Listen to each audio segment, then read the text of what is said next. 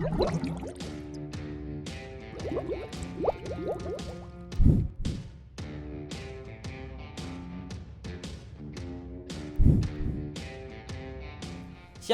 selamat hari Minggu adik-adik.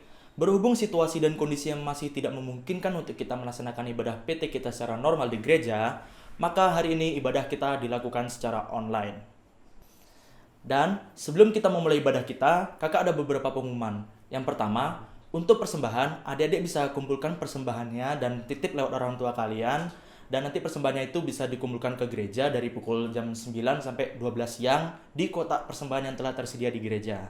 Dan yang kedua, Pelkat Persekutuan Taruna GPIB Eklesia Bandara Udara Internasional Gusti Ngurah Rai telah memiliki beberapa pelayan-pelayan baru yang kalian dapat saksikan dalam tayangan berikut ini.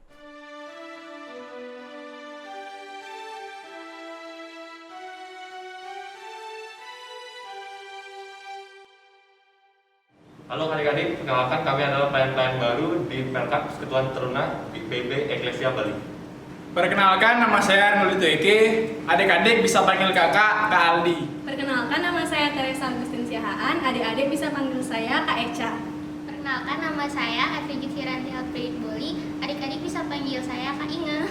Perkenalkan, nama saya Margareta Putri. Adik-adik bisa panggil saya Kak Puput. Perkenalkan, nama saya Gerald Timothy Untuk Rudianto. Adik-adik bisa panggil saya Kak Gerald. Sampai jumpa di ibadah PT selanjutnya ya. Tuhan Yesus memberkati. Dan yang terakhir, kakak harap adik-adik bisa mengikuti ibadah ini dengan khusyuk.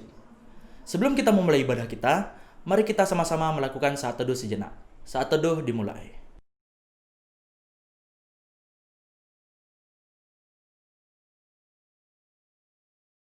Saat teduh selesai, nyanyian pembuka kita terambil dari Kidung Muda Mudi 43, mari bernyanyi sertaku.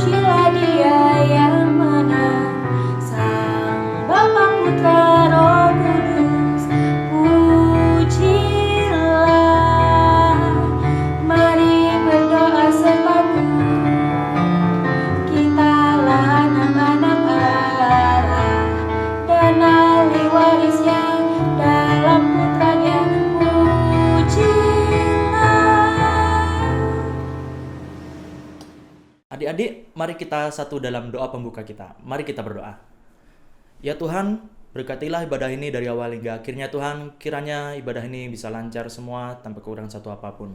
Walaupun ibadah ini dilaksanakan secara online, kiranya semua bisa dapat berjalan dengan baik. Hanya dalam nama-Mu saja kami telah berdoa. Haleluya, amin. Adik-adik, kita akan masuk ke dalam pelayanan firman. Selamat beribadah.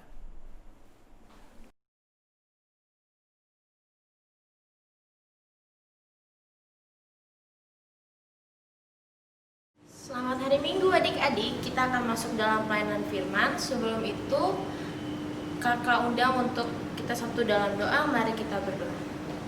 Tuhan Yesus yang baik, yang bertata dalam kerajaan surga, puji syukur ya Tuhan untuk hari ini kita dapat berkumpul lagi ya Tuhan untuk mengikuti ibadah Minggu Persekutuan Taruna ya Bapak. Ya Bapak, saat kami akan membacakan firman-Mu, mendengarkan firman-Mu Tuhan, urapi hati adik-adik yang mendengar agar mereka dapat mendengar dengan baik dan dapat melaksanakannya dalam kehidupan sehari-hari. Berkati juga hamba ya Tuhan yang akan membawakan firman-Mu ini, urapi hamba, turunkan Roh Kudus ke dalam hati hamba, agar hamba dapat menyampaikan firman-Mu dengan baik dan benar ya Bapak. Ya Bapak, itulah doa yang kami panjatkan kehadirat-Mu, terpujilah nama-Mu, haleluya, amin. Oke adik-adik, kita akan masuk dalam pembacaan firman yang terambil dari Kisah Para Rasul 19 ayat 1 sampai 12. Sebelumnya kakak undang untuk bangkit berdiri dan kita akan membacakannya bersama-sama. Paulus di Efesus. Ketika Apolos masih di Korintus, Paulus sudah menjelajah daerah-daerah pedalaman dan tiba di Efesus. Di situ didapatinya beberapa orang murid. Katanya kepada mereka, "Sudahkah kamu menerima Roh Kudus ketika kamu menjadi percaya?" Akan tetapi mereka menjawab dia, "Belum, bahkan kami belum pernah mendengar bahwa ada Roh Kudus." Lalu kata Paulus kepada mereka, "Kalau begitu, dengan baptisan manakah kamu telah dibaptis?" Jawab mereka, "Dengan baptisan Yohanes." Kata Paulus, baptisan Yohanes adalah pembaptisan orang yang telah bertobat, dan ia berkata kepada orang banyak bahwa mereka harus percaya kepada Dia yang datang kemudian daripadanya, yaitu Yesus. Ketika mereka mendengar hal itu, mereka memberi diri, mereka dibaptis dalam nama Tuhan Yesus. Dan ketika Paulus menumpangkan tangannya di atas mereka, turunlah Roh Kudus ke atas mereka, dan mulailah mereka berkata-kata dalam bahasa roh dan bernubuat. Jumlah mereka adalah kira-kira 12 orang. Selama 3 bulan, Paulus mengunjungi rumah ibadat di situ dan mengajar dengan berani. Oleh pemberitaannya, ia berusaha meyakinkan mereka tentang kerajaan Allah. Tetapi ada beberapa orang yang tegar hatinya, mereka tidak mau diyakinkan, malahan mengumpat jalan Tuhan di depan orang banyak. Karena itu, Paulus meninggalkan mereka dan memisahkan murid-muridnya dari mereka. Dan setiap hari berbicara di ruang kuliah Tiranus. Hal ini dilakukan 2 tahun lamanya, sehingga semua penduduk Asia mendengar firman Tuhan, baik orang Yahudi maupun orang Yunani. Oleh Paulus, Allah mengadakan mukjizat-mukjizat yang luar biasa. Bahkan orang membawa sapu tangan atau kain yang pernah dipakai oleh Paulus dan meletakkannya atas orang-orang sakit. Maka lenyaplah penyakit mereka dan keluarlah roh-roh jahat. Demikian bacaan kita hari ini. Adik-adik dipersilakan duduk kembali. Oke, dalam bacaan kali ini kita bertemakan tentang apapun tantangannya, teruslah memberitakan Injil Kristus. Jadi kalau kita flashback nih ke zaman dulu adik-adik, di mana Rasul Paulus itu banyak banget tantangannya untuk bisa memberitakan Injil kepada jemaat yang ada di waktu dia kalau di dalam bacaan ini dia memberitakan Injil kepada jemaat di Efesus. Nah, banyak banget tantangannya. Ada pertama itu, kota Efesus itu dikenal sebagai kota yang megah, kota yang menampung begitu banyak orang, dan di situ juga terkenal akan kuil Artemis yang merupakan salah satu dari 7 keajaiban dunia. Nah, kedua, kota Efesus juga bukanlah kota yang biasa adik-adik. Kota Efesus itu banyak banget perdagangan yang terjadi di kota itu. Jadi banyak banget dagang-dagang. Jadi otomatis banyak banget kan sifat-sifat, banyak macam ragam orangnya, kayak gitu adik-adik. Jadi tantangan Paulus itu sangat besar untuk menyatukan satu visi agar mereka dapat mengenal Tuhan, agar mereka dapat memberitakan Injil. Seperti judul tema kita hari ini, tantangan untuk bisa memberitakan Injil. Adik-adik, kakak mau tanya, di sini semua udah dibaptis kan? Pasti dong udah. Kalau belum, boleh tanya sama mama papa deh, "Mah, Pak, aku udah dibaptis belum?" Kalau belum, ya minta sama papa mamanya biar dibaptis, oke? Nah, kalau kita flashback lagi, Paulus itu kan terkenal banget. Sebelum jadi nama Paulus, dia adalah Saulus. Kalau kita flashback, Saulus itu merupakan orang yang sangat benci dengan nama Tuhan Yesus, ya kan? Kalau kita balik, Saulus itu waktu itu sangat membenci orang Kristen, sangat membenci Tuhan Yesus, sampai akhirnya dia dibutakan oleh Tuhan Yesus. Dia dibuat buta, dia dibuat tidak bisa melihat. Dan di situ, kalau kita balik, kita pengen tahu gimana Paulus zaman dulu. Paulus waktu itu kita bisa membuka dari Kisah Rasul pasal 9, Kisah Rasul pasal 9 ayat 17 sampai 18 yang akan kakak bacakan. Lalu pergilah Ananias ke situ dan masuk ke rumah itu. Ia menumpangkan tangannya ke atas Saulus, katanya, "Saulus, saudaraku, Tuhan Yesus yang telah menampakkan diri kepadamu di jalan yang engkau lalui, telah menyuruh aku kepadamu supaya engkau dapat melihat lagi dan penuh dengan Roh Kudus." Dan seketika itu juga seolah-olah selaput gugur dari matanya sehingga ia dapat melihat lagi. Ia bangun lalu dibaptis. Kita juga bisa lihat kan keajaiban Tuhan, mujizat Tuhan ke Saulus yang merubah dia menjadi seperti kita tahu, menjadi seorang pemberita Injil. Dia semangat dalam memberitakan Injil walaupun banyak banget tantangan yang dia hadapi dari kerasnya orang Yahudi dan Yunani waktu itu, di mana orang waktu zaman dulu masih benar-benar percaya akan dewa-dewa. Di situ kita bisa melihat Paulus dengan teguh tetap memberitakan Injil walaupun banyak tantangan yang dihadapi. Di sini kakak ambil 3 rangkuman di mana adanya hidup dalam kemuliaan Tuhan. Kita lihat Paulus itu benar-benar hidup dalam Tuhan. Bahkan sampai akhir mautnya pun dia tetap memberitakan Injil, dia tetap berpegang teguh sama Tuhan. Bahkan kan dia di penjara tuh si Paulus. Itu tuh benar-benar enggak, aku tetap akan memberitakan Injil, aku akan tetap memberitakan Injil Tuhan walaupun gimana pun kondisinya, gimana pun keadaannya, gimana pun sifat orangnya yang akan menolak, mau dia menerima, dia akan tetap memberitakan Injil. Dan dia juga dewasa dalam iman. Yang kedua, dia dewasa dalam iman.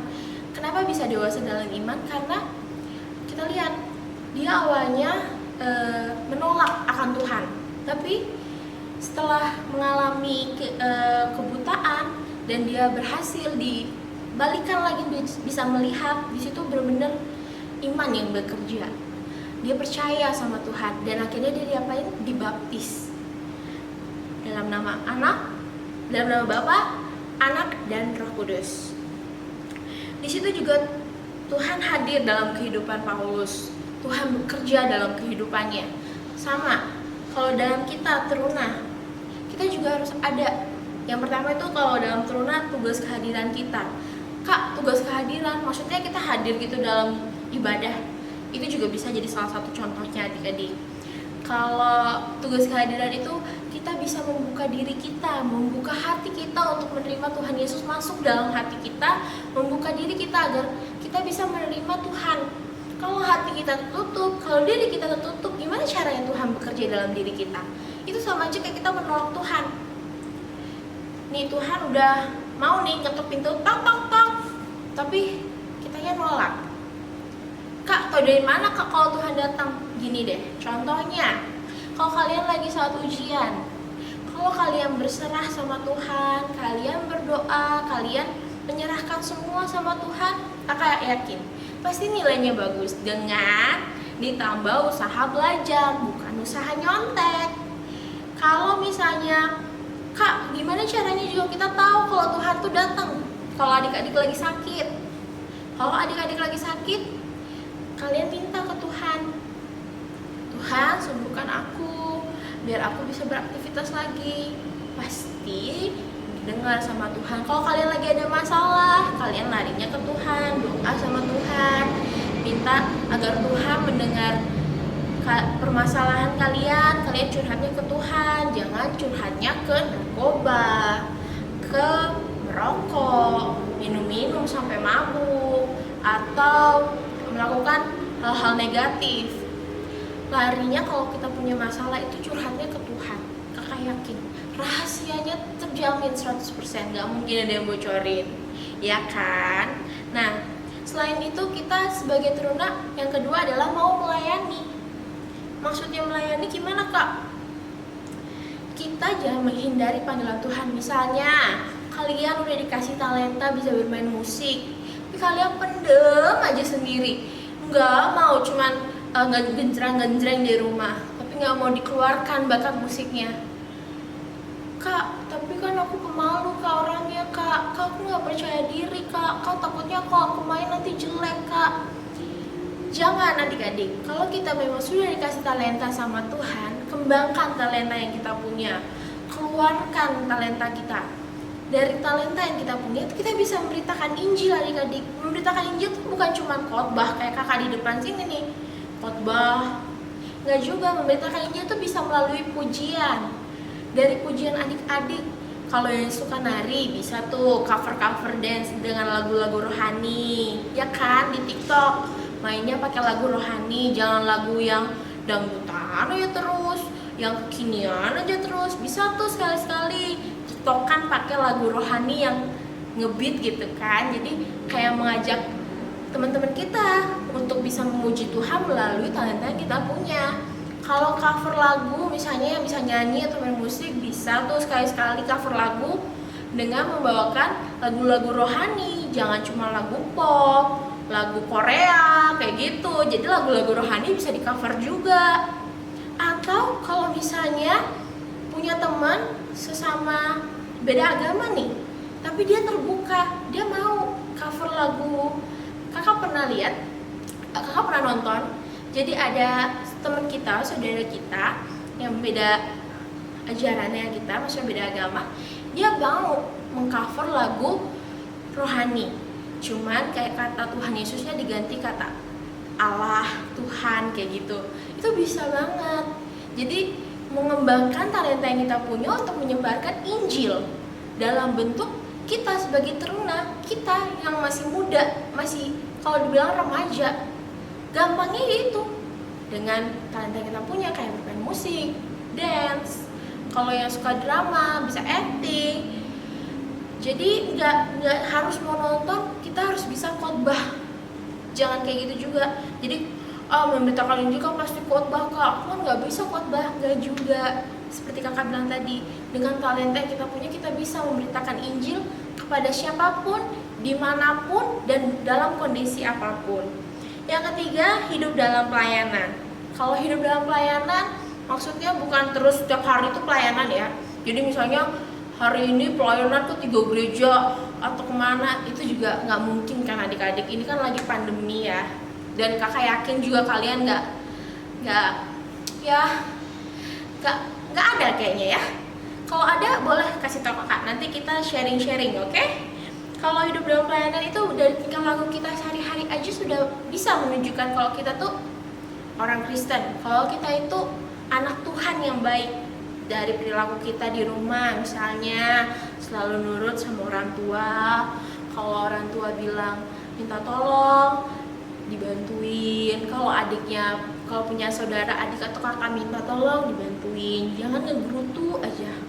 Baru minta tolong dikit, misalnya kak tolong ambilin sapu dong, mama mau nyapu. Duh mama nih apaan sih, nggak tahu apa lagi nonton drama Korea, lagi seru-serunya nih drama Koreanya kayak gitu. Yang cewek-cewek nih misalnya disuruh nyapu, duh ma sabar dong nih drama Korea lagi seru, lagi tegang-tegangnya gitu kan. Atau yang cowok disuruh mamanya misalnya belanja ke warung deket padahal cuma sebelah. Tunggu mana lagi game, aduh lagi satu ronde nih gamenya, ntar kalau misalnya aku tinggal mati lagi, turun rankku kan. Jangan. Terus tingkah laku kita yang bisa mencerminkan kalau di sekolah, mungkin kan sekarang lagi COVID ya, jadi mungkin adik-adik walaupun belajar di rumah jangan nyontek ya adik-adik. Jangan dikit-dikit tanya orang tua gitu kan, padahal udah tahu pelajarannya. Atau chattingan gitu di grup, woi jawaban nomor 1 apa nih? Usahain kayak kakak waktu itu tantang 1 mata pelajaran yang paling gampang atau yang paling susah yang menurut kalian ingin kalian kerja usaha sendiri, ya dilakukan sendiri. Jangan nyontek adik-adik walaupun belajar di rumah, oke? Untuk lingkungan sekitar, ya itu tadi, kita bisa memuji Tuhan lewat talenta kita bisa menyebarkan Injil lewat talenta yang kita punya. Jadi di lingkungan sekitar juga pasti berpengaruh untuk kita. Kayak berteman misalnya, kalau udah tahu temennya membawa pengaruh buruk, ya udah dijauhin. Jangan makin dekat akhirnya terjerumus. Kalau udah tahu temennya suka ngebully teman lain, ikut-ikutan. Itu jangan, oke? Untuk kakak punya satu quotes yang mungkin kalian bisa jadi pedoman hidup kalian. Quotesnya berbunyi seperti ini. Orang benar akan hidup oleh iman. Dan kakak juga punya pertanyaan buat kalian. Kalian bisa jawab dalam diri hati kalian masing-masing. Sudahkah kamu menerima kuasa Roh Kudus ketika kamu menjadi percaya? Jadi, adik-adik, sudahkah adik-adik menerima kuasa Roh Kudus dalam hati, pikiran adik-adik, dalam diri adik-adik? Dan pada saat adik-adik percaya, benarkah Roh Kudus benar-benar bekerja dalam hati adik-adik? Oh ya, adik-adik, kakak punya kuis dan kalian harus isi di Instagram. Nanti akan ditunjukkan di Instagram pertanyaannya. Cuma kakak bacain aja pertanyaan di sini. Sebutkan 3 hal tindakan yang akan kulakukan untuk memberitakan Injil Kristus. Itu kalian bisa isi di Instagram Pelkat PT Eklesia @pt-eklesia. Oke? Demikian firman Tuhan. Amin. Adik-adik, kita akan satu dalam doa. Mari kita berdoa. Tuhan Yesus yang baik, terima kasih ya Tuhan karena kami sudah mendengarkan firman-Mu Tuhan untuk hari ini Tuhan. Tuhan berkati kami, berkati adik-adik layan ini ya Tuhan, agar mereka bisa memberitakan Injil-Mu Tuhan dimanapun mereka berada, di lingkungan mereka ya Bapa. Ya Tuhan, kuatkan hati iman mereka ya Tuhan, agar mereka mampu memberitakan Injil-Mu kepada siapapun dan dimanapun ya Tuhan. Tuhan, kami juga berdoa ya Tuhan untuk gereja kami GBB Eklesia ya Bapa. Kiranya Engkau selalu memberkati setiap pelayanan di gereja ini ya Bapa. Kami juga berdoa untuk seluruh yang terlibat dalam gereja ini, dari pendeta, majelis, karyawan kantor, dan seluruh pengurus Pelkat ya Bapa. Ya Bapa, kami juga berdoa untuk bangsa dan negara kami yang saat ini di seluruh dunia ya Bapa sedang mengalami wabah yang lumayan membuat kami resah ya Tuhan, yaitu COVID-19. Kiranya Engkau segera menghilangkan virus ini ya Bapak, agar kami tetap bisa menjalankan aktivitas kami dengan normal ya Bapak, agar negara bumi kami ini menjadi lebih baik lagi ke depannya ya Bapak. Ya Bapak, kami juga berdoa untuk program-program kami Kanam Pelkat, khususnya program PT ya Bapak, dan untuk program peneguhan pengurus dan pelayan Pelkat ya Bapak yang akan dilaksanakan nanti. Kiranya Engkau memberkati rangkaian acaranya dari awal, pertengahan hingga akhirnya, agar kami semua bisa diteguhkan dan bisa lebih pelayanannya dengan baik ya Bapak. Ya Bapak, kami juga berdoa untuk adik-adik kami yang ada di rumah yang saat ini sedang belajar online, sekolah online ya Bapak. Kiranya Engkau memberkati mereka dalam setiap kegiatan persekolahan mereka ya Bapak, agar mereka tetap bisa mengikuti pelajaran dengan baik dan benar, agar mereka bisa menjawab setiap soal-soal yang diberikan oleh guru-guru secara daring ya Bapak. Ya Bapak, berkati juga kesehatan mereka, jaga mereka agar tetap sehat ya Bapak. Berkati juga kedua orang tua mereka dalam setiap usaha yang diberkati, yang dijalankan. Engkau berkati, curahkan berkat-Mu ke dalam kehidupan orang tua adik-adik layan ya Bapak. Ya Bapak, kami juga berdoa untuk adik-adik lain yang waktu itu dalam menghadapi ujian, yang saat ini ada mengalami ujian. Kiranya Engkau berkati mereka agar mereka dapat menjawab pertanyaan dengan baik dan benar ya Tuhan. Tuhan, itulah doa yang kami panjatkan hadirat-Mu yang telah Engkau ajarkan kepada kami. Bapa kami yang ada di surga, dikuduskanlah nama-Mu, datanglah kerajaan-Mu, jadilah kehendak-Mu di bumi seperti di surga. Berikanlah kami pada hari ini makanan kami yang secukupnya, dan ampunilah kami akan kesalahan kami, seperti kami juga mengampuni orang yang bersalah kepada kami. Dan janganlah membawa kami ke dalam percobaan, tapi lepaskanlah kami daripada yang jahat, karena Engkau lah yang punya kerajaan dan kuasa dan kemuliaan sampai selama-lamanya. Amin. Kita memasuki persembahan. Nyanyian persembahan kita diambil dari Gita Bakti 80, Mari Bawa Persembahan.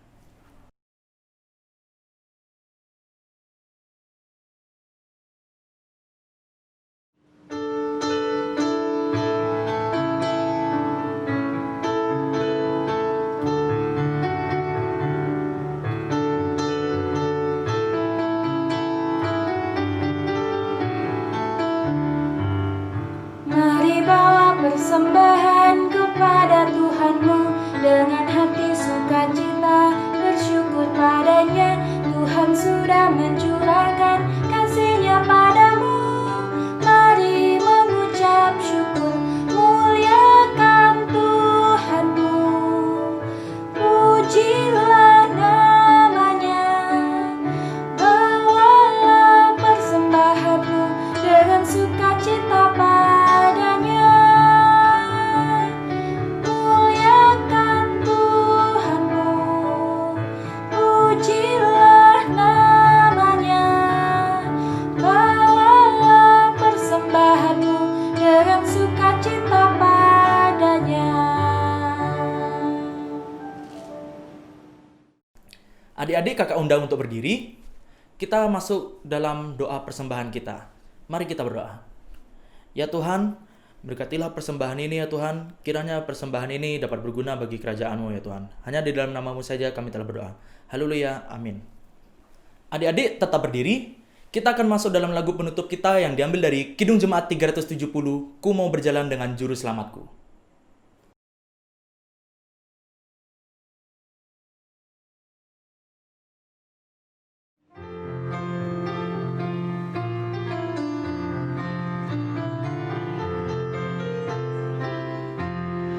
Ku mau berjalan dengan juru selamatku di lembah berbunga dan berair sejuk. Ya kemana juga aku mau mengikutnya, sampai aku tiba di negeri bakar. Ikut, ikut, ikut Tuhan Yesus. Ku tetap mendengar dan mengikutnya. Ikut, ikut, ikut Tuhan Yesus. Ya kemana juga ku mengikutnya.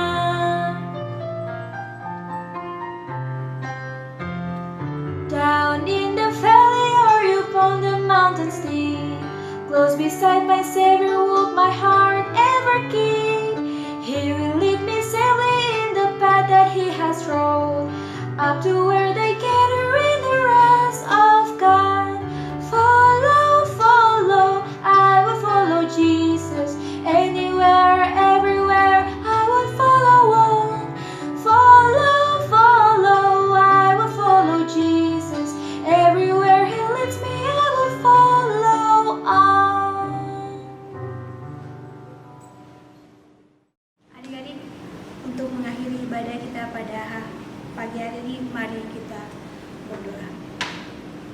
Terima kasih Tuhan untuk setiap penyertaan Tuhan di dalam kehidupan kami. Oleh karena itu Tuhan, kami terus berdoa kepadamu, berkatilah dan jaga, pelihara kehidupan kami sepanjang minggu yang akan kami lalui. Oleh karena itu, beri kami kesehatan yang luar biasa Tuhan, agar kami bisa melewati hari demi hari. Inilah doa dan permohonan kami Tuhan. Terima kasih Tuhan, terima kasih. Amin.